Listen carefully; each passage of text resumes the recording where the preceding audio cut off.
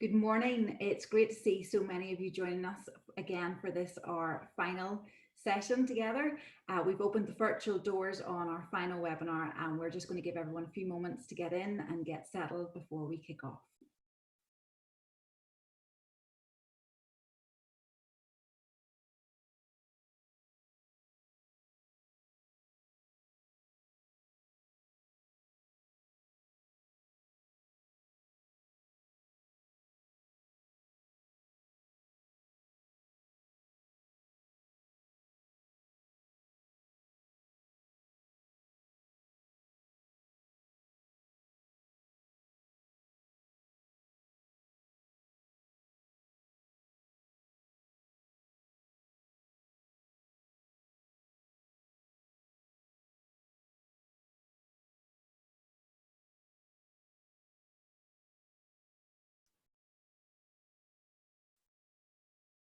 Okay, good morning and a very warm welcome to you all. It's great to see so many of you returning again to today's webinar who have been with us across the entire series. It's also great to see a large number of new faces, so you're very welcome. Thank you for joining us for this part 3 of InterTradeIreland's COVID-19 webinar series. My name is Caroline Preston. I'm the Business Development Manager in PKF-FPM, and I will be your host this morning. We have another great session and another great panel lined up for you today as we look at the topic of planning for recovery in Northern Ireland, something we are all very eager for. But before I hand over to Shane O'Hanlon from InterTradeIreland to formally open our final event and introduce our experts, firstly, I will quickly do my Zoom host introduction and highlight a few points that many of you could rhyme off better than me, but for the first timers, I do need to make you aware. Today's session is being recorded to make it both accessible to you and to others on InterTradeIreland's website following the event. So please do keep this in mind when putting your questions to our panel. There will be an opportunity for Q&A at the end of today's session after both Feargal and Donal speak to us. We're looking forward to another really interactive session, and thank you to the many of you who have put questions to our panel throughout this series.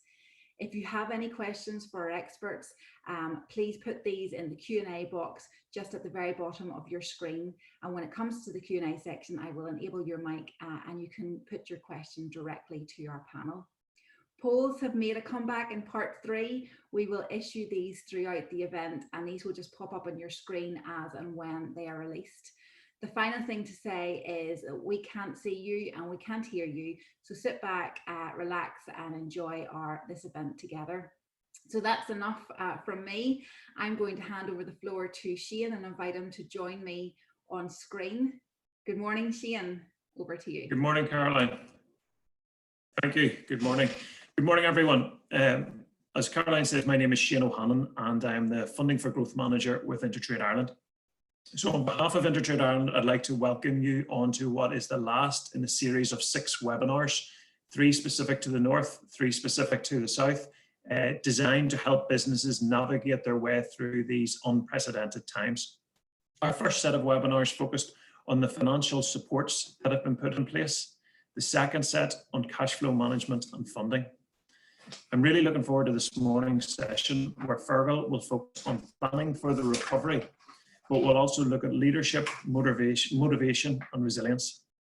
I'm pleased to say that we will also hear from Donal Durkan from InvestNI, who will give us his insights and advice on the recovery and outline how InvestNI can assist with this. He and Feargal are available to take any questions you might have. So as Caroline says, please use the Q&A function to get your questions in. But before I get started, I'd like to take the opportunity to bring to your attention some of the supports InterTradeIreland have recently put in place to assist businesses during these uncertain times. Firstly, eMerge. eMerge offers up to £2,500 fully funded consultancy support and advice to help your business develop online sales and e-commerce solutions. Secondly, Emergency Business Solutions. This offers up to £2,000 fully funded consultancy support and advice to address key business challenges, including cash flow, HR, and supply chain. The eligibility criteria for both are the same, those being that your company is a manufacturing or tradable service business registered on the island, has a satisfactory trading history, is engaged in cross-border trade, has the capacity to deliver the project over the next number of weeks, and is an SME in that has less than 250 employees and an annual turnover of less than 40 million. Additionally, InterTrade Ireland have produced 2 excellent resource documents that are very much complementary to these webinars, one specific to Northern Ireland, the other Ireland. These are available on our website, and they summarise the key information you and your business needs to know. Finally, alongside TAC Ireland, InterTrade Ireland have helped create an online platform in the form of an interactive map, which allows businesses to see who they can work with to combat the many supply chain and manufacturing challenges generated by the pandemic. With all these supports, I'd encourage you to take a look at our website, intertradeireland.com. So before I hand you over to Feargal, I'd like to say a couple of quick thank yous. Firstly, to Donal Durkan for joining us this morning. It's greatly appreciated. Looking forward to hearing from Donal. And also to Feargal and his team at PKF-FPM, most notably Michelle and Caroline, for putting these webinars together for us. They've proven very, very successful, very, very popular. And big thank you to everyone at PKF-FPM. So as I said, I'd like to encourage you to get as much out of this morning's session as possible and take an opportunity to ask those burning questions. Without taking up any more of your time, that's enough for me, and I'll hand you over to Feargal. Thank you. Thank you very much, Shane. Good morning, everyone. As Shane has said, my name is Feargal McCormack, and I'm the Managing Director of PKF-FPM Accountants. We have 5 offices operating across the island, and we're very honoured to be invited by InterTrade Ireland to help them deliver their COVID-19 webinar series. I'm delighted to be joined this morning by my colleagues Michelle Hawkins and Ava McShane for the question and answer session. And I must say we've been very encouraged by the positive feedback we've received so far in respect of webinars 1 and 2. And this week's webinar is focused on planning for recovery, incorporating leadership, motivation and resilience, as Shane has said.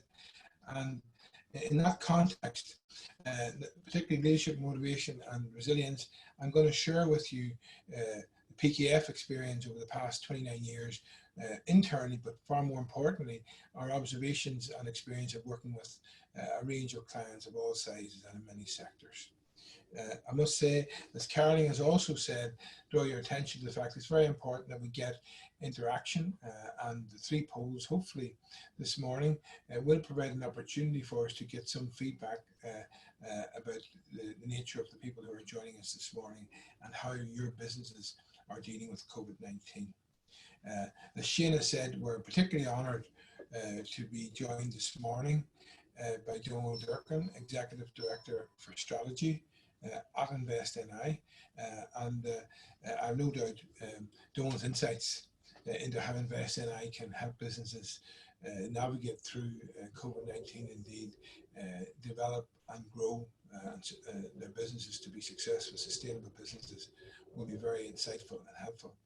And finally, may I suggest to you that my slides this morning are more an aide-memoire to myself, and I won't necessarily cover every single slide. However, the slides along with the video of this morning's webinar will be available shortly for download on the InterTrade Ireland website. As has indicated, webinar 3 follows webinars 1 and 2, and as Shane has said, webinar 1 focused in considerable detail on the various supports, COVID-19 supports available to businesses here in Northern Ireland, whether it would be grants, whether it was loans, or whether it was cash flow deferment measures brought in by either HMRC or the Northern Ireland Executive. And we don't plan to go into those obviously in the same detail today, but they're available on the InterTrade Ireland website. And then webinar 2 was around cash flow management, funding for businesses, and more importantly, how to prepare and outline bank proposal to your bank manager and a funding request. Now, to be fair, that fits very well within a recovery plan. A recovery plan goes a stage further than that, but certainly anything that was people have done in terms of preparing bank proposals is still very relevant in terms of expanding that further into a formal recovery plan. And I'm to say that the evolving coronavirus pandemic means that we are currently living and working in unprecedented and extraordinary times. And the commencement of easing of COVID-19 restrictions on the island earlier this week is welcome. But I think we all recognise that the prospect of social distancing continuing in some form or other for the reasonable future is the reality. And there's no doubt that the economic implications across the island are going to be very challenging. And we all also recognise, however, that they pale in comparison to the public health and human cost that we're all observing around us in our communities. Now, it is acknowledged that the governments, both in London, Belfast and indeed Dublin, have brought in business supports to help businesses, employers and employees on the island, which will help, but our business environment remains very uncertain and challenging. Now, it's fair to say that in recent weeks, we've observed that with regard to COVID-19, there has been a change in business confidence and sentiment, with businesses now getting over the initial shock phase, the phase when they had to stabilise their business immediately and take immediate action, to now starting to plan, create and design the future recovery, albeit in an acknowledged uncertain and extraordinary environment. But in order to manage those inherent risks and the fear that COVID-19 presents, I think we need to all move past, if we haven't done it already, we need to move very quick past the shock of the pandemic to active leadership and control measures. And if you think about it, the most important leadership and employee control measure is actually how we behave ourselves and how our own businesses behave. And now more than ever, I'd suggest to you that we need emphatic and compassionate leadership, which engages, listens, connects with others, and displays flexibility, understanding and sensitivity to get people through the crisis, recognizing that remote working and the pressures on people working from home and perhaps no schools, etc., can be accommodated for within the context of ultimately producing the outputs a business wants and lead their businesses and their people through the current uncertainty to a new reality. Right now, I think we've got to try and alleviate workplace fear, because it's paramount that leaders focus on being objective, transparent, effective and authentic. And I read actually a couple of weeks ago just that the Harvard Business Review highlighted that from research over many years, that crises are more often overmanaged and underled. And that's very significant for us, and certainly in the context of this morning's presentation. And if you think about it, we've all got to avoid the urge to jump in and put the fire at the operational level. Leadership decisions today, remember, can be the difference between having motivated staff or not when operations resume some type of normal activity. And through this webinar presentation, we hope to make successful businesses and successful leaders even more successful by sharing with you what we consider our proven best business practices. And if you think about it, humility is very important to us all and very important to the culture within our businesses. And no performance is good enough.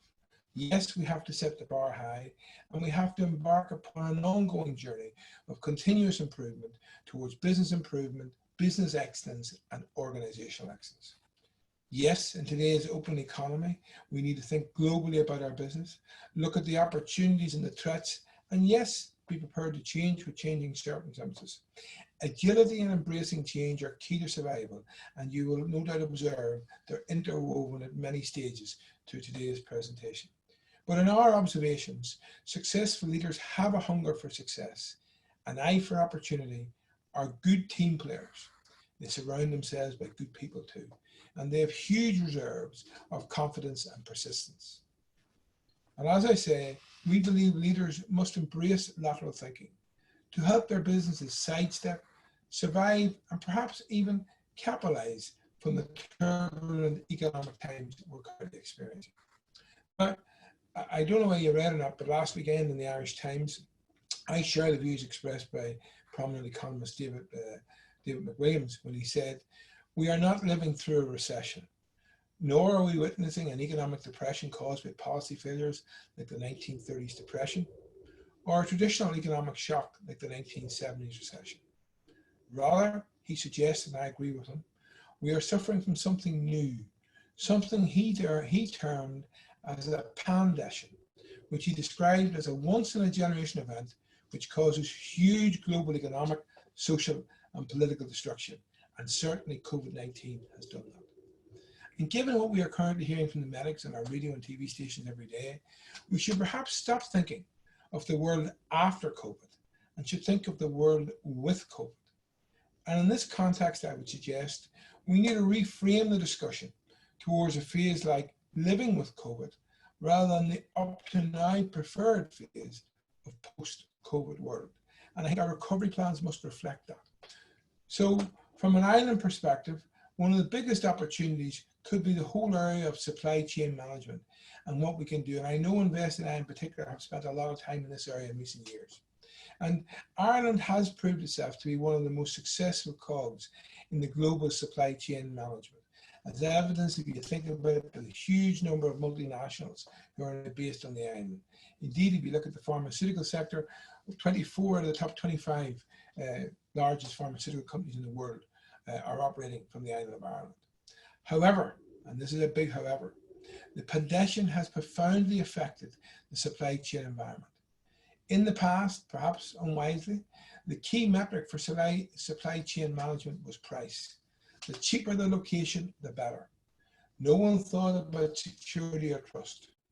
And you think about it, to put this simply now, it is now unlikely that the West will ever allow itself again to be dependent on China alone for essential manufacturing goods.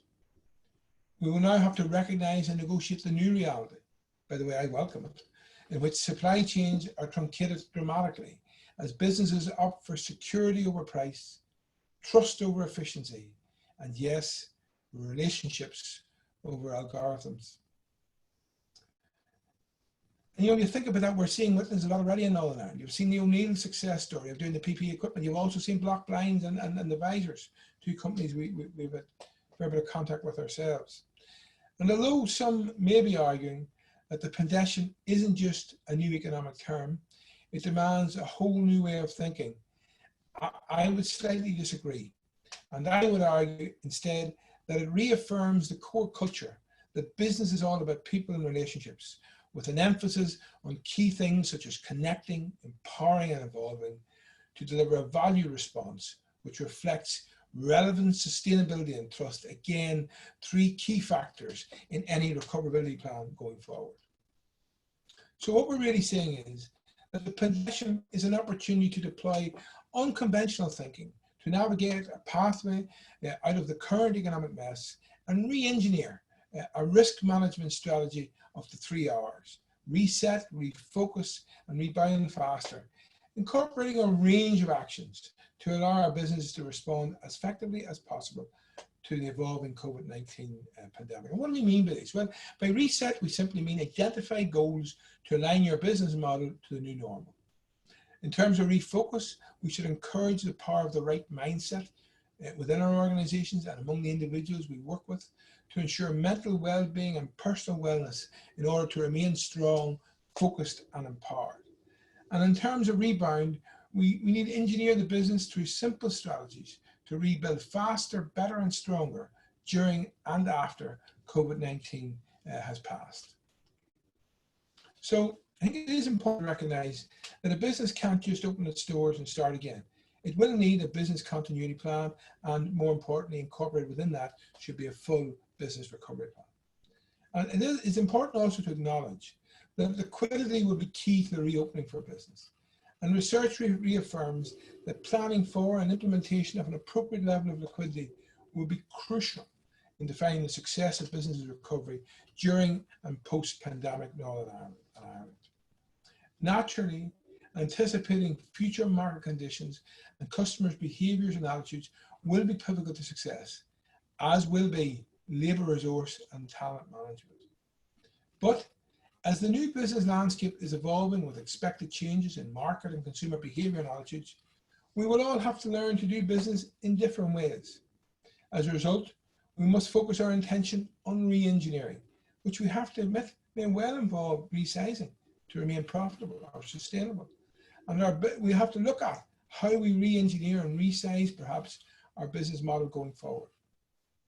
But it's also very encouraging to report that Research shows that an economic crisis is a good time to take a holistic look at our business and reflect on what we did before that we could perhaps do better, and what we didn't do before that perhaps we should now go for if we were starting all over again, what we would go for.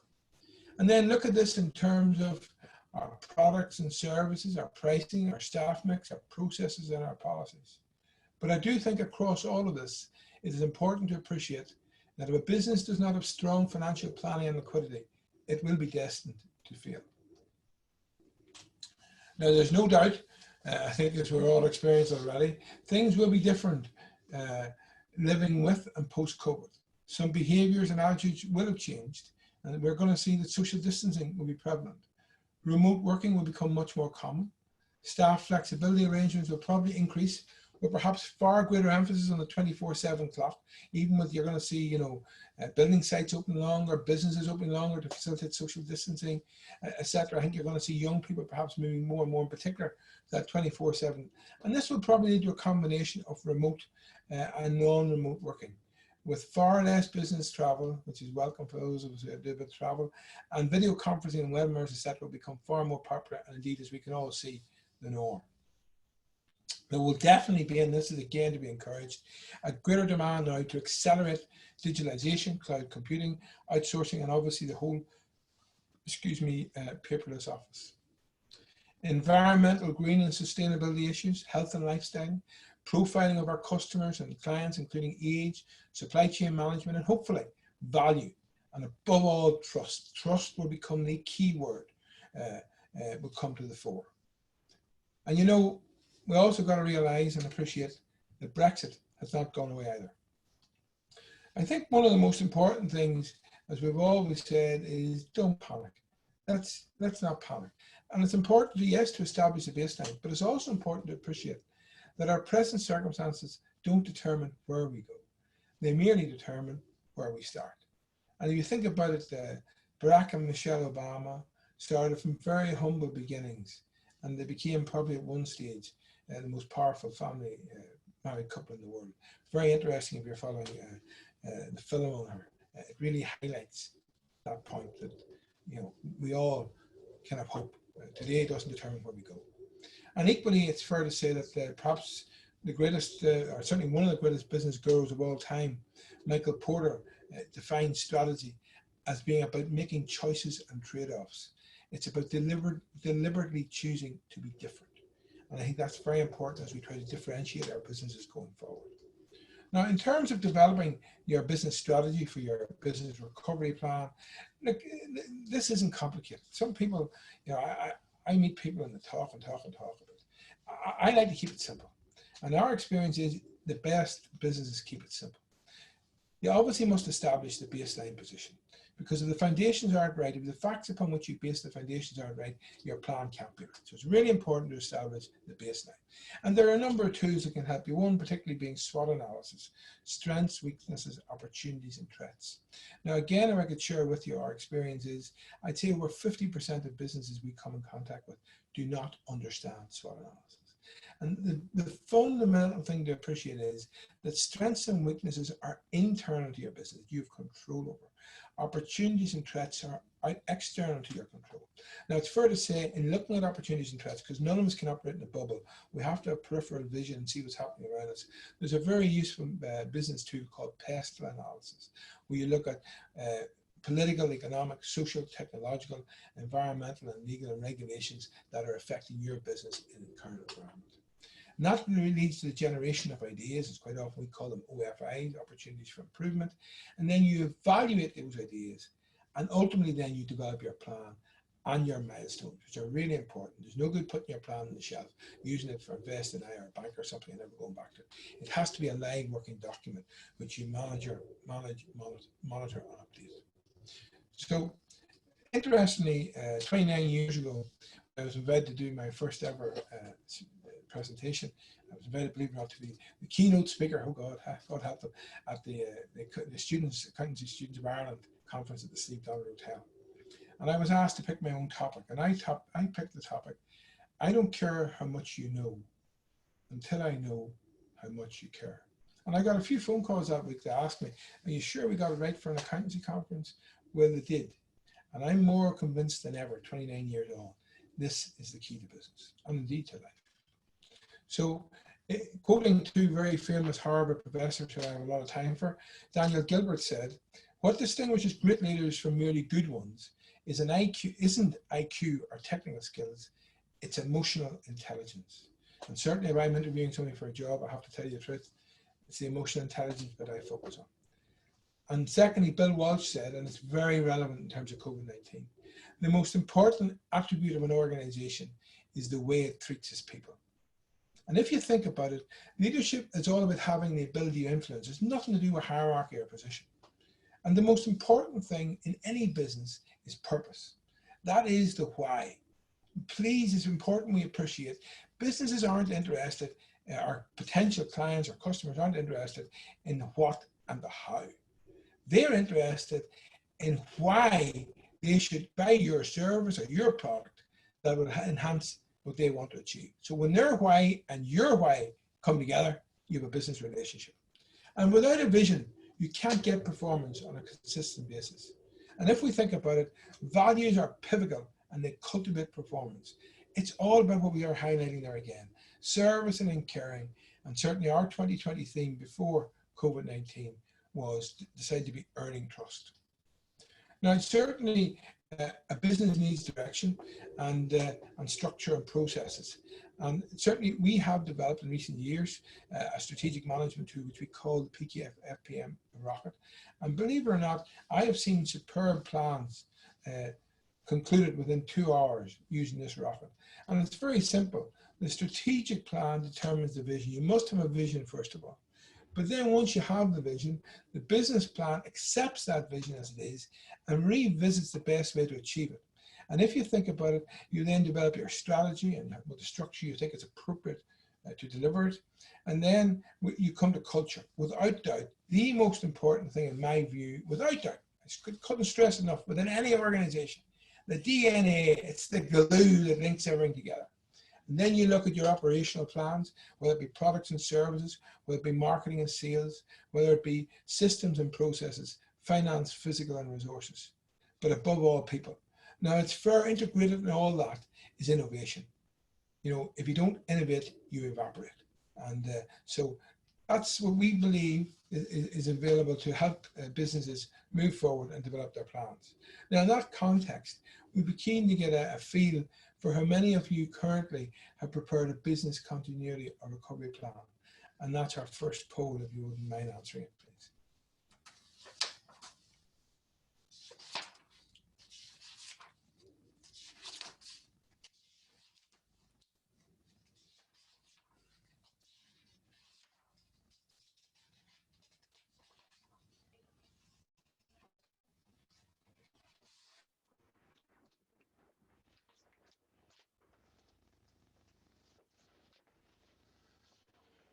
Now you can see that 38%, and I think the reason why that figure is a little bit lower than the first time we did the poll, because we did the poll originally type on a bank proposal type business continuity, is that people had prepared, stabilized their business stage one, but quite a few are only now moving forward to the full recovery plan.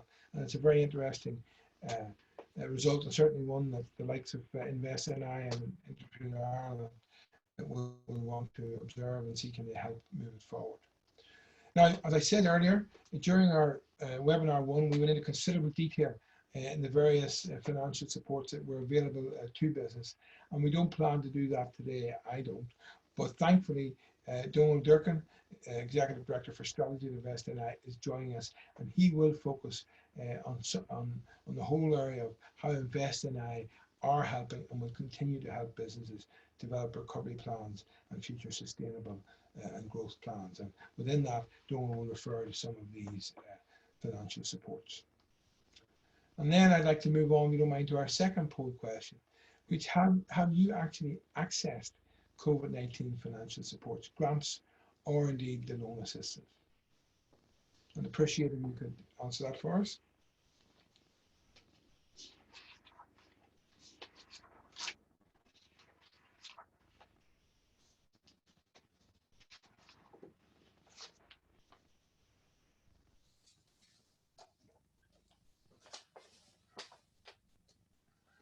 So that confirms good performance. It's 70% of businesses, 70% of the people in this webinar have access to either grants or loan finance. So if we move on then, what I think we're really saying is that we believe that the quality of leadership more than any other factor determines the success or failure of an organization. And as I've said earlier, leadership is not about position or hierarchy. It's all about attitude, and it's about vision, passion, culture, people skills, resilience, team building, and inspiring others. And you know, if you think about it, it's appropriate for real leaders at all levels of an organization to stand up now and deliver. And it's true to say that at a time like this, you learn about some of your people, and it can be really good learnings in terms of you may get a few surprises and who are able to deliver and be those who aren't. And obviously, it's important to avoid complacency, because there's no doubt about it. Don't be fooled. Past success does not guarantee your future success. And therefore, the principle remains leadership first and then management. And I think, and certainly in my own case, it took me a long while to appreciate George Bernard Shaw's great quote: "The only golden rule is there is no rule." And he's right. We must have a framework, yes, but not fixed rules. We've got to stay flexible and adapt to changing circumstances. And you know, when you think about it, it's important to appreciate, and there's a significant difference between leadership and power. Leadership comes from within and is recognized by others. It's back to that word of influencing, and it's inspiring others. And in our experience, sometimes business leaders need to lift themselves out of the mundane tasks and work on the business rather than in the business. And believe it or not, if you ask me for the one most single factor that I believe determines successful businesses and those that aren't at all sizes and all sectors, this is it. You know, there are some people, you ask them to do anything, they can't, busy. They can't separate leadership from management. And unfortunately, they can be busy fools at times.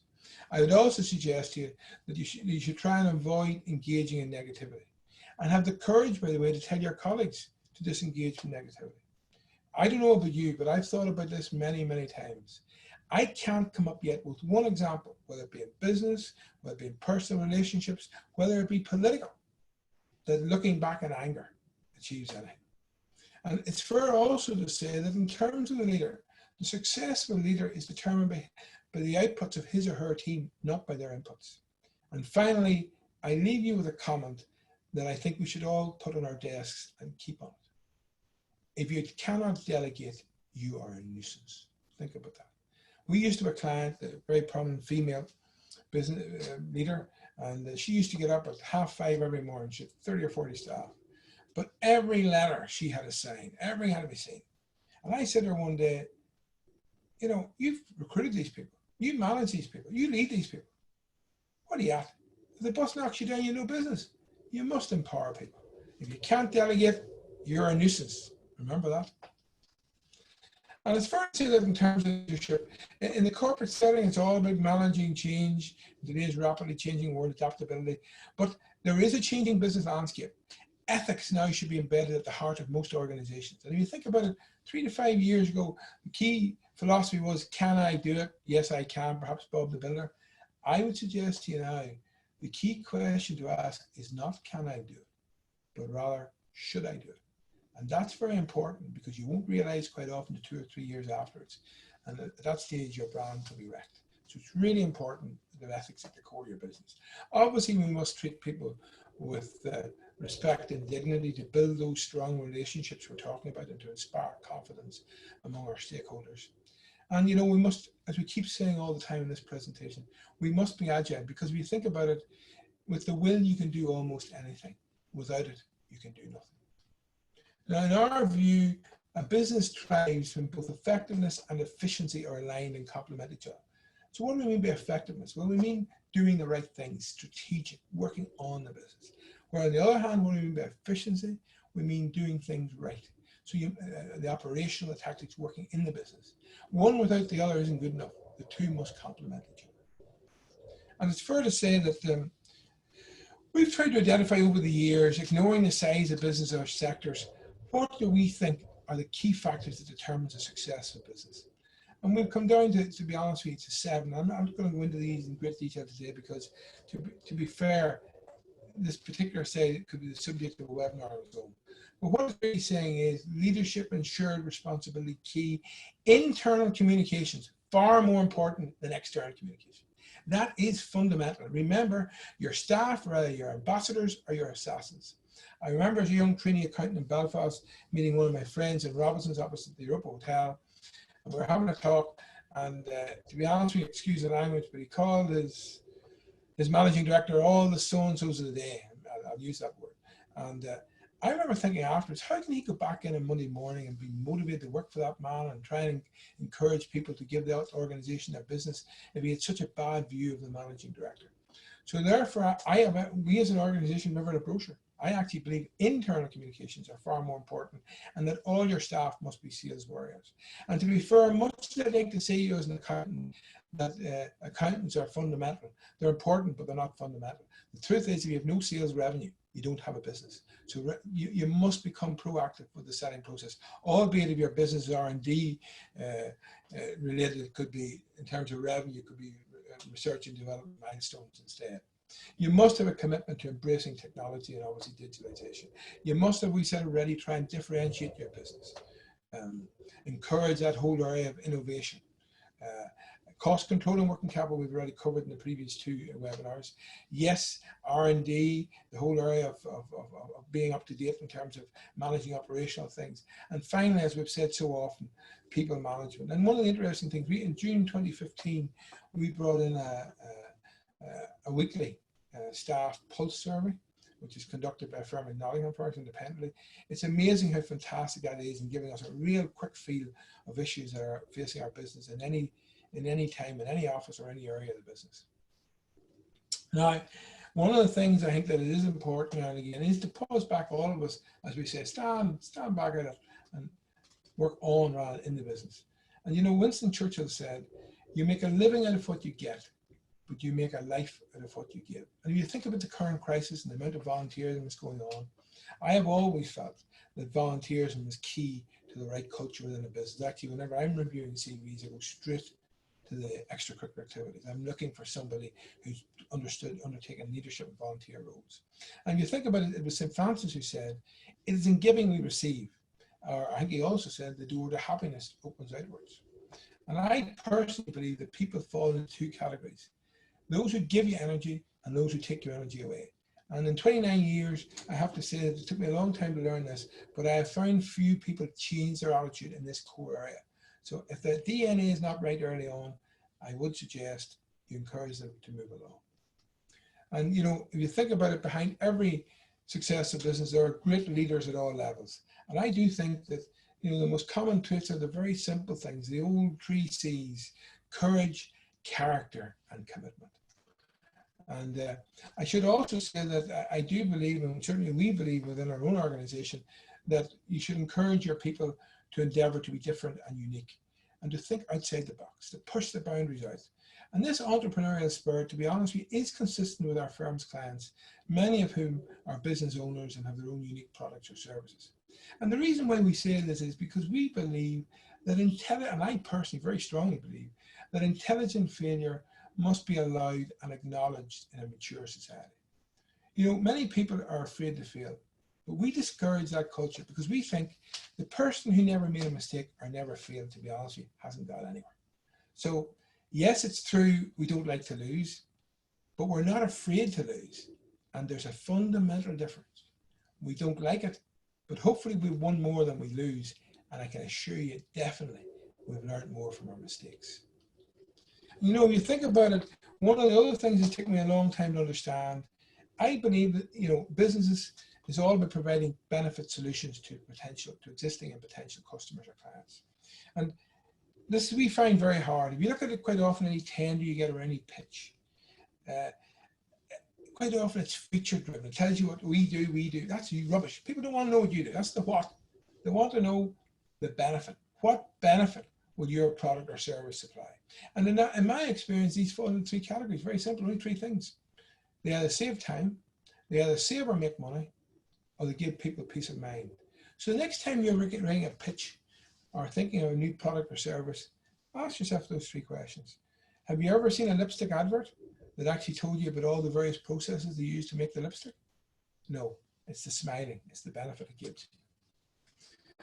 Equally, I say that a recent international business survey confirmed that 80%, just before COVID, 80% of business today believe that talent is the main threat to the growth of their business. And I would concur with this.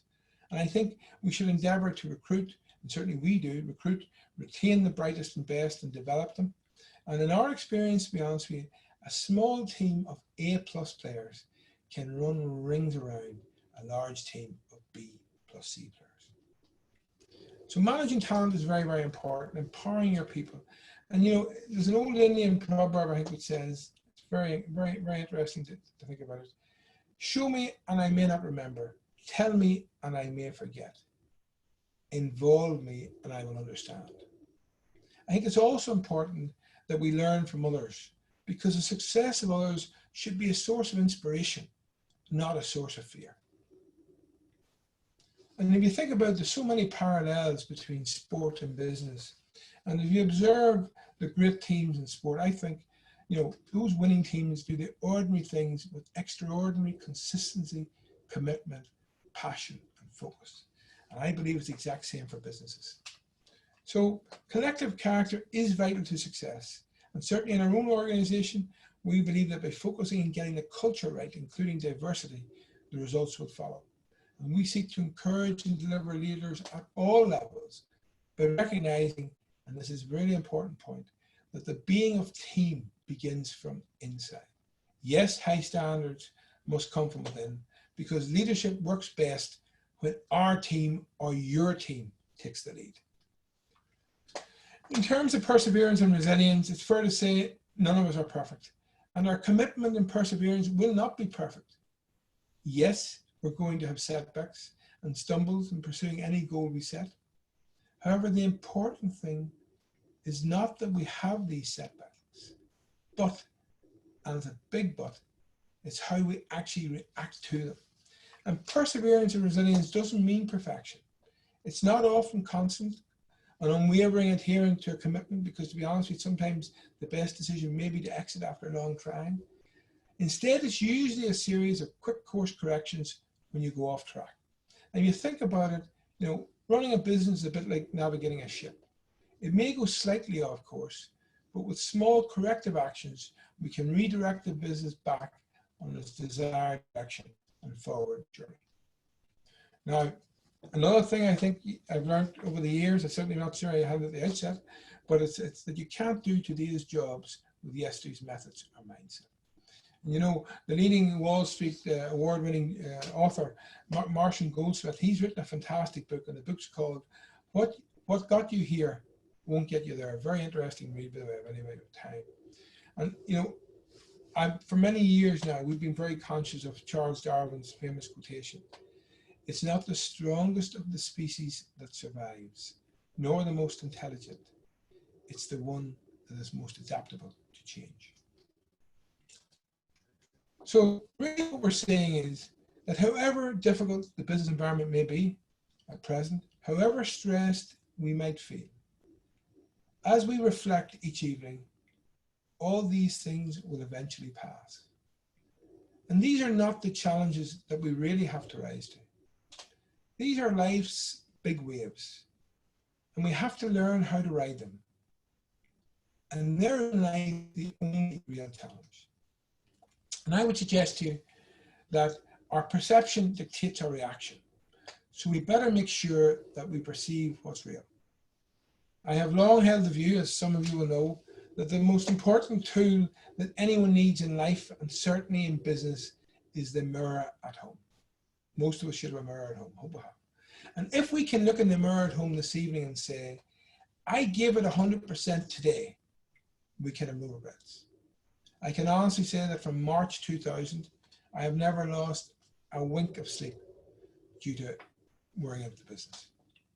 Because I made many mistakes, but I knew I gave it my best. Every piece of energy I had that day, I gave it.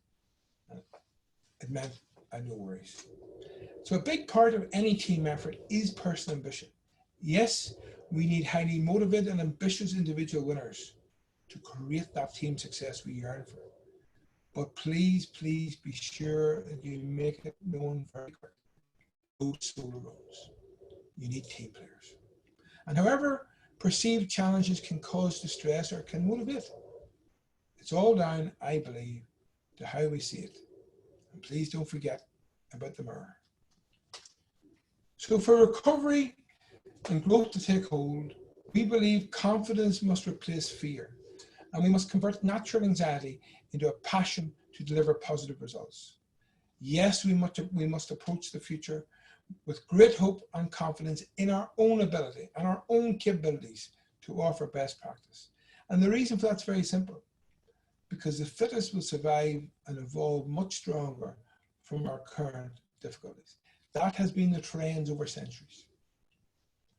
I do share Steve Jobs' view, if you haven't picked it up yet, that the only way to do great work is to love what you do. Certainly, the day I get into my car and I'm not enthusiastic driving up that road to go to work, I'll turn the car and go home. Success starts with passion, and successful, passionate leaders should be a living example of their vision. Just don't talk about it, do it. Live by your behavior. Now, if we pause again for a second and think about it, we would argue that sustainable business is like riding a bicycle. We've got to keep pedaling, and this is where resilience comes in, because if we stop, we will fall off.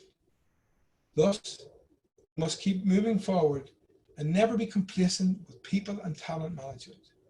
And we must retain a constant state of nervousness and focus on relevance, sustainability, and trust.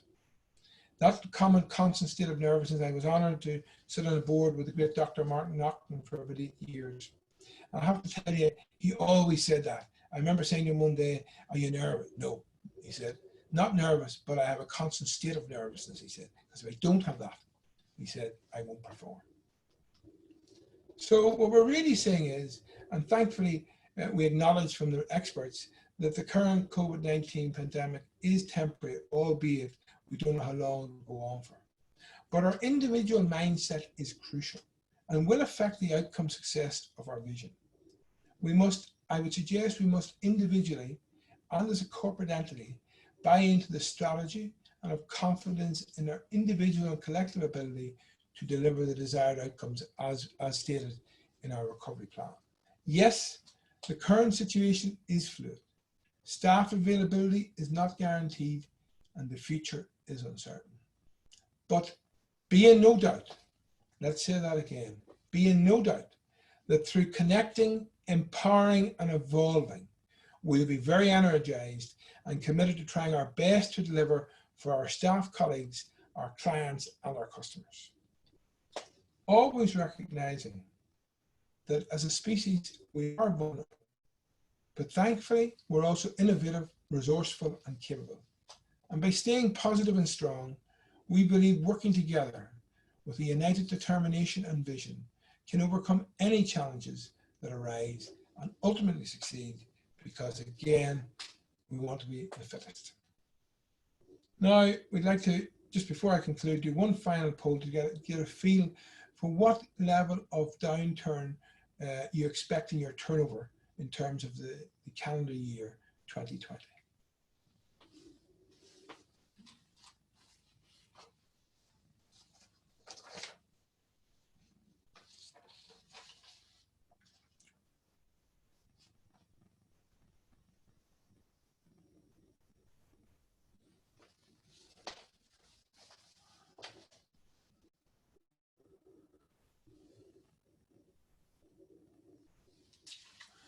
Well, and those results are very, very encouraging because they actually demonstrate a significant improvement in confidence since the survey was done 2 weeks ago. For example, 2 weeks ago, we had 9% thought it would be worse than it would be in one of the levels here. So I think these results are encouraging, and we can all take comfort that we're now starting to put in place strategies to move forward. My final slide and conclusion is that collective character is vital to success. Yes, the high standards, the 3 Ps, purpose, people, and practice must come from within. And you know, if you think about it, Sometimes we cannot control the events around us, like COVID-19, but we do have the ability to choose our response. And as sure as night follows day, individuals make choices every day. Individual actions matter and can be a force for change. Let's all try and make every moment count. Time is too precious. In the recent past, in Northern Ireland, we've demonstrated a resilience and an ability to overcome centuries of political instability and the Troubles, and to become a world role model for conflict resolution and working together in partnership. I urge you to get the engines going again, to get the engines really starting to fire up, because working together as a society and as a community within our businesses, we can make things happen for the better of all of us. So it's onwards and upwards. And as Dr. Martin Luther King said, the time is always right to do what is right. And in those words, I'm delighted to pass you on to Donal Durkan, the Executive Director for Strategy and Invest NI. And I think Donal will now be trying to pull up a slide there. You can see Donal there. So I'm actually going to now go off camera and look forward to listening to Donal.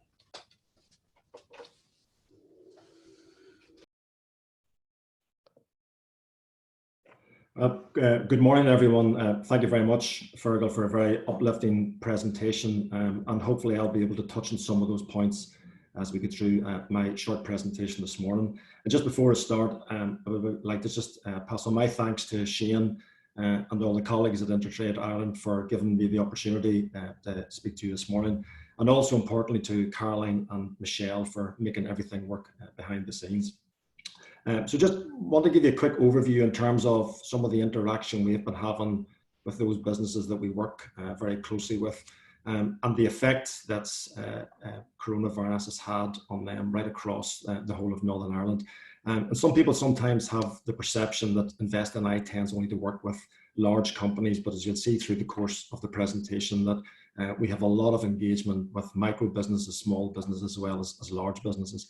And in terms of the coronavirus, I think it is very important, as Feargal has said, to acknowledge that first and foremost, this has been a health crisis, but it has had a considerable economic impact right across Northern Ireland. And from our perspective, in terms of those sectors that have been most adversely affected today, it include advanced engineering and manufacturing, construction, and the tourism accommodation section. But I'm also pleased to say, as Feargal has said, if we were having this conversation maybe 3 or 4 weeks ago, the conversation was very much about furloughing and redundancy, but we're starting to see that quite a considerable number of businesses are now starting to take staff back on again, maybe on a part-time basis. So there is a mindset change in terms of actually moving towards recovery and thinking about putting business strategies in place. And we'll touch more about how we can help and support that going forward. Just in terms of, Feargal touched on some of the schemes that are in place. There are a number of national schemes. As you know, the job retention scheme has been fundamental in terms of giving businesses confidence and breathing space to actually think about the future. And certainly we were delighted to see that scheme being extended out to the end of October. Also in terms of some of the other funds, you'll be aware of the CBILS, the Business Interruption Loan Scheme, and also the Bounce Back Scheme. And those schemes are working very effectively nationally. I know in terms of the Bounce Back Loan Scheme, there's somewhere in the order of £14 billion was issued in the first 2 weeks to over 400,000 businesses. And if you look at Northern Ireland, we tend to be approximately 2 to 3% of what happens across a national basis. And certainly a lot of the feedback that we're getting from businesses is that they're actually making use, as you saw on the poll earlier on, in terms of the national schemes. There's also been quite a considerable amount of support put in place, you know, from the Northern Ireland Executive in terms of the small business grant schemes, the 10,000, the 25,000, and also the business rates relief support. And also recently we have just issued on Wednesday evening a hardship fund, a £40 million fund that's specifically to support micro businesses employing between 1 and 9. A lot of the detailed engagement we have had with businesses, we've been asking them what schemes they've been using, what's been most utilised. And certainly the overwhelming feedback we're getting is the job retention scheme, the rates relief that Conor Murphy also announced again in terms of the extension up to March next year, and that deferral have all been fundamentally important in terms of actually putting some support and liquidity into the business. I know colleague Aidan from Enterprise Ireland had mentioned yesterday in terms of structured interviews and detailed engagements that they were having with their supported businesses, and we've been doing exactly the same. And some of the factors we've been looking at in terms of what has caused businesses to temporarily close during coronavirus, what support packages they've been using, what are the major issues that customers envisaged as they plan to come out of lockdown. And that's critically important for us in terms of how we can help and support those businesses. And some of those measures and solutions aren't just blanket solutions that have been the case to date. They're very much about what solutions do we need to put in place for individual companies, subsectors and sectors, because some of the issues that they have encountered will be different in terms of how they actually get back into recovery planning. And we've done that across a sectoral basis. And as you see, in terms of the detailed engagement sectors down the left-hand side, quite a widespread number of sectors that we work with. And again, interestingly, as I said before, the perception tends very often to be that InvestNI concentrates on medium and large businesses. That's not always the case. As you can see, quite a considerable number of micro and small businesses are getting support from InvestNI. And the whole critical issue there is how can we help and support those businesses to scale. In terms of, as I said before, a lot of the factors that were affecting businesses in terms of actually going into furlough, the collapse of markets was fundamentally the number one issue for businesses. Cash flow always a major problem in crises like these, and also in terms of social distancing. And a lot of businesses, particularly those that rely on labour-intensive labour, had to consider how they operated very differently whenever they were putting social distancing measures in place. And in terms of a lot of the work that we've been doing is trying to condense a lot of that feedback and look at how we can develop a number of key priorities for businesses going forward. As you can see along the right-hand side, key issues in terms of working safely, the whole digital environment is going to change. Feargal touched on it as well. We have a lot of companies that are now particularly interested in the adoption of Industry 4.0, of AI, robotics, and this is all about how can they help to improve competitiveness. There also is a major desire to look at increased demand for online selling, and we're developing courses in order to help businesses to do that. And again, a lot of businesses are actually looking at putting virtual and remote working practices into place. On the supply chain, again, Feargal touched on it in terms of global supply chains. We're seeing a lot of businesses that are now looking at localized supply chains, and also opportunities for us, not only in terms of our existing businesses, but potential opportunities to attract further foreign direct investment, in terms of reshoring opportunities where manufacturing companies particularly will start to look at changing their supply chains. Also in terms of increasing competitiveness, lots of interest in terms of training, skilling, reskilling, upskilling, changing for the new norm that's coming through, and also a lot of support requested in terms of innovation and R&D support. And just interestingly, Feargal had mentioned a couple of companies in terms of businesses that have been repurposing during the pandemic. O'Neill's in the middle. Most people will be familiar with O'Neill's as a major sportswear company, but Kieran Kennedy and the team have been doing quite a bit in terms of manufacturing scrubs. So they're using existing skills that they have to repurpose in the current climate. Block blinds, also Feargal mentioned in terms of doing face visors. Etchinville, people may know as a gin distillery, are now making hand sanitizer. So there's massive examples and opportunities for businesses who've been looking to provide support into frontline health services. And we've been working with quite a number of businesses. You can see on the left-hand side, over 400 of the businesses that we would work with have repurposed in some shape or form in order to provide support both locally into the health service down south, and also nationally into the UK. And we have a number of people internally within InvestNI, Gráinne McVeigh, who's the Director of Life Sciences and the Scaling Team, and Clive Stewart, who's one of our experts in operational excellence, have been working closely with individual businesses in terms of helping them if they need support and help in terms of repurposing their business. And you can see on the bottom right-hand side of the slide, if you have an interest in providing any support or services, either locally or nationally into the health services, there are schemes that are available for you. There's information and we're on hand to help and support whatever way we can. Just in terms of finally, for me, conscious of time, a number of information sources. Most people hopefully will be familiar with NI Business Info. It's now become kind of the default position for business information across Northern Ireland. So anything that's coming out either locally or nationally, information will be available on NI Business Info. As you can see, from the 13th of February, we've had over 1.1 million page views coming through in terms of information around coronavirus, and all of the schemes that are available. There will be detailed advice, guidance, application forms, and frequently asked questions put onto NI Business Info. And at the moment, we have a lot of interest, obviously, on the hardship fund, which just went live on Wednesday evening. Just in terms of Invest NI, also, if you take a look at investni.com, you'll see that there is a range of supports available. We've broken them down under the 4 headings of respond, recover, rebuild, and resources. I'm not going to touch on respond this morning. It's very much linked into a lot of the national and local schemes that are referenced earlier on. So that information is all available if people want to delve into it.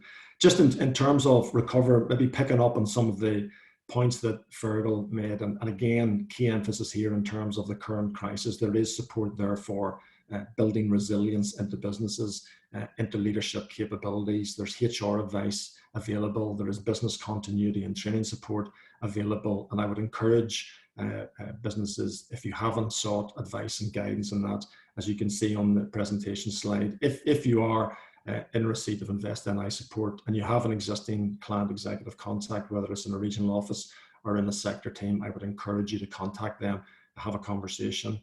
If not, you can always give our business support team a call. The number is on the screen as well, which will be available afterwards. Also, as I said previously, businesses are looking at innovation and R&D support. They're looking to develop and revise and adapt their products and processes and services. And there is advice and guidance there. And with coronavirus, standards and certifications become critically important. And again, we've got technical development assistance and initiatives and teams that are available to help and support with that as well. Just in terms of, next one, in terms of rebuilding, again, this is critically important, and Feargal emphasised this in terms of setting clear direction and strategy for your business, developing strategic leadership and skills and cohesive teams. And again, as you can see, there's considerable levels of support available individually and through programs that we have in order to help businesses recover and rebuild going forward. There's also supports. A lot of businesses are interested in terms of marketing and trade support, not only to get back into their existing markets, but also to look at other market opportunities. And that is critically important now as markets start to open. Competition will be intense, and it is critical that businesses become first movers. So again, as most people will know, we have a lot of presence across the world. We have got individuals in offices, for example, in China at the moment. With China opening up, with a lot of our resources are actually on the ground supporting businesses here who can't travel in terms of supply chains and business leads to follow up on them. So that advice and guidance is available as well in terms of market research and market support. And obviously in time, whenever travel restrictions are lifted, support will be available to help businesses get back into market again. Just lastly for me then, in terms of resources, a bit like this webinar, we have been hosting webinars ourselves, some of them on the individual schemes that have been available. If you haven't taken advantage of those, there's webinars available to actually give you more detail on that. We're looking also in terms of how you manage through a crisis, looking at lean operational excellence and automation and cash flow management, as Feargal referred to earlier, and also in terms of plant layouts and changing the workflows and patterns within facilities. That information is all available as well. So I'm just conscious of time. I just leave last slide up. Some of the contact details are there. And like Feargal, I'm more than happy to try and help and answer any questions that anybody might have. Thank you so much, Donal, and thank you so much, Feargal. We've got some great questions coming in, so I'm just going to welcome our panelists back on camera and back on mic, and we will get straight to it. So just wait for everyone just to join us. Let me just remind you, while everyone is joining us, that you can also put your hand up at the bottom of the screen and then I will enable your mic. Sorry, Feargal, could you? There we go. Great, wonderful. So the first question is in from Ken. Ken, thank you for your question. You've asked that I read it out, which is no problem at all. How can we do our business continuity plan when there are so many uncertainties, and does it need to be constantly updated? Who would like that one? Feargal, do you want to start us off with that one? Yeah, I take it, but maybe some of my colleagues will help me. The reality is that the truth is that the current position is more certain in the future, and that basically very few businesses have been doing that much in the last few weeks. But what people should be focusing on now is based on a reasonable set of assumptions, recognizing that if we could forecast tomorrow, we certainly would all be billionaires, but there has to be a rationale for the way you think your business is going forward. And the more important thing here is actually the process that you're thinking. You know, I met a person last week and they said to me, we're not opening to X, and blah, blah, blah, blah, blah. But by the end of the conversation, he was coming out with fantastic ideas, but actually he thought he could do nothing. And then all of a sudden, it suddenly hit him. God, maybe here. And really the key to that was I had to move that individual from, I hope he's not listening, hope he's not in this particular chat, but he may be, I think, but I had to move that individual from negativity to positivity, to remembering that for 40 years, he had run a fantastic business, one of the best on the North and the island. He said, this hasn't all lost overnight. Your sector isn't disappearing. He said, it'll come back. So, it's trying to have the confidence to realize that remembering that the fittest will survive. So if you can be in that top 10, 15%, when it comes back, you'll have some business. Brilliant. And Donal, what direct supports can Invest in I give to businesses to assist with their business continuity plans and implementing it? Yeah, and just Caroline, as I've set out, I would agree absolutely what Feargal has said in terms of it is critically important for businesses to put plans in place now and fully accept that those plans may change and there may be an opportunity to do some scenario planning. But if you look at what's happening at the moment, markets are starting to open up. It is vitally important that businesses understand how those markets are opening and where there's opportunities or potential threats. So in terms of market research, that advice and guidance is available and that support is available. In terms of looking at research and innovation support, where businesses are looking for new products or new processes, that support is available as well. Training, retraining, upskilling is all support. So the whole gambit of how you would actually help businesses to enter markets, to develop markets, and to repurpose in terms of actually looking to develop their businesses is all available, Caroline. Thank you. Thank you, Donal. Caroline, I would add in there as well, just in terms of work on the assumptions of what you do know. So we know that there probably will be a gradual uptake, and it's going to impact upon the capacity. It's going to impact upon margins and what resources do you need to deliver at that level. So it's just working through, and it does need to be continually appraised and continually updated. Great, thank you. I hope that answers your question, Ken. Our next question is in from John. John, I have enabled your mic. Do you want to unmute and put your question to our panel? Hello there, folks. Hi. Hi, John. Hi, how are you all doing? Thanks very much for the presentation this morning. It's been great, but just wanted to ask, I put it up there to all the panelists, the InterTradeIreland Emerge and Emergency Business Solution Support Schemes, are they available to all types of businesses, say sole trader, private limited companies, both sides of the border? Yeah, I'll maybe take that one, Caroline. So yes, absolutely. I suppose as I outlined at the outset, there is some eligibility criteria. Most notably, manufacturing tradable services, that you're registered on the island, that you have a trading history, and that there is an element of cross-border trade. But we're keen to help as many businesses as possible. So I can pick up with you afterwards, John, and have a conversation with you offline and see how we can help you. Absolutely. Fantastic. Thank you so much for that. Yeah, it's very encouraging. Thank you. Thank you, John. Thank you. Our next question is in from Susan. Susan, I have enabled your mic. Do you want to unmute and put your question to the panel? Go ahead, Susan. Sure, I will just read it out then. Susan might be having mic difficulties. Her question, slightly different angle. How are shielded employees to be treated under the furlough scheme? We covered this slightly in part 1. Mm-hmm. Well, fully.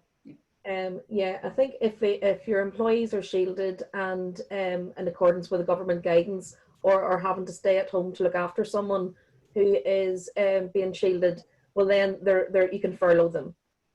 So that's, and I would recommend referring back to the first webinar, because Rosemary Conley did cover that in a lot of detail. So there's some good information there. And Susan, they're all up on InterTrade Ireland's website, and I have the link in chat so you can catch up on those there. Next question's in from Teresa. Donal, targets set on previous plans which have been submitted to InterTrade or InvestNI, sorry, will now perhaps not be met due to COVID-19. How are you going to address this? Yeah, very good question. Any business that is in receipt of any support from InvestNI, yes, I mean like InterTrade, like Enterprise Ireland, there are objectives, targets, and conditions in those offers. We are more than happy to have conversations with businesses in terms of extending and relaxing those conditions, and we have done that to date. I mean, obviously, we work on an annual budget and an annual target cycle. We're starting in the 4th year of our business strategy, and we're going to be impacted in terms of our ability to achieve our objectives. So it would be hypocritical of us to say that we have to hold those businesses to those targets and those objectives. So if you have an existing offer and you have a relationship with a client executive, my advice would be is to speak to your client executive, and they will be open to discuss on how we can help and support. And I just looked in terms of some of the funding that has been made available. Since the 1st of March, we have released somewhere in the order of about £30 million of actual business support out into existing letters of offer. So we're more than happy to help and support where we can. Thank you. I think we have time for a few more questions. Donal, we'll stay with you. In terms of engagement with INI, what is your advice in order to find out quickly what is available? I know you highlighted that, but perhaps you could go further. Just, well, I mean, I suppose the 3 approaches. If you have an existing relationship with a client executive, my advice would be is you speak to your client executive, phone them or drop them an email. All of our staff are fully functioning. They're all working through remote access, whether it's here or anywhere across the world. So if you have that relationship, make contact with them. Secondly, in terms of NI Business Info, which we host, or investni.com, you will get the details on various schemes and initiatives. So you could go there. And then the third approach is, and it's on the last slide, our business support team. And we've split our business support team at the moment. One part is actually working specifically on hardship fund, and our other is working on general business advice and guidance. So if you haven't got an existing relationship, there's an 0800 number on the screen. So just give Andy and the team a call, and they will direct you, whether it's within InvestNI or other support. And Shane will know if there are references to InterTrade Ireland. We just pass those on to other business organisations as well. Great.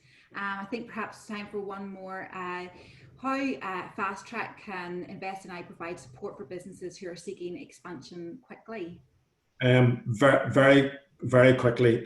Again, if you have an existing relationship, speak to your client executive, as well as looking at existing offers where we're trying to relax conditions and relax time. What we're also looking at is how can we accelerate. I mean, we fully understand that business decisions have to be made very, very quickly. So our executive staff are open to conversations, and yes, we are looking to fast track business applications through the process as quickly as possible, because we know we're encouraging businesses to make individual decisions. It's obviously a responsibility for us to be able to do the same. Thank you, Donal. Thank you to our panel. On that note, I am conscious of time, so I'm going to bring our Q&A to a close there. Thank you so much to Shane and to InterTrade Ireland for bringing this series to us, to Feargal, to Donal and our panel for your time and insights as we move into this next phase and the new norm of responding to life and business with COVID-19. I also want to thank you you for joining us for this series. Thank you also to the many of you who have been in touch with us, both InterTrade Ireland and PKF-FPM. We're so delighted that you have found these sessions of use. And I know that any of our experts would be more than happy to answer any further questions that you have on a one-to-one basis. If you've missed any of the series and would like to catch up either on the live streamings or on the slide decks, these are all available on InterTrade Ireland's website, and I have put the link in chat as I previously said. So really all that is left to say is until next time, thank you for joining us, stay safe and stay connected. Goodbye. Thank you. Thank you.